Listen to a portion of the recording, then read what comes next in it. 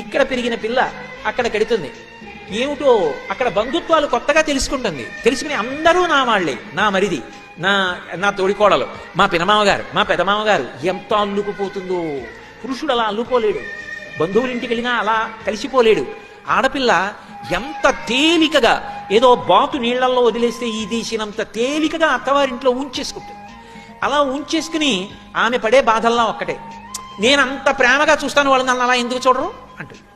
ఎంత బేలతనం నిజంగా ఆడపిల్లది అనిపిస్తుంది. అదే ఎంత ఐశ్వర్యం ఉన్న ఇంటిని మెట్టనివ్వండి, ఇది నాది అని చెప్పడానికి అధికారం పొందింది. పుట్టిల్లు అంత ఐశ్వర్యవంతమైన ఇల్లు కాదు, కానీ అన్నదమ్ముడు ఏదో శుభకార్యం చేసుకుంటున్నాడంటే నెలలు నెలలు కష్టపడి ఉండిపోతుంది ఆ అన్నదమ్ముడి కోసం. ఎంత ప్రేమో పుట్టినిల్లంటే, తోబుట్టువులంటే. ఆ తోడబుట్టినవాడు శుభకార్యం చేసుకుంటే పీటల మీద కూర్చొని ఉండగా మంగళహారతి ఇవ్వడానికి మురిసిపోతుంది నా హక్కని.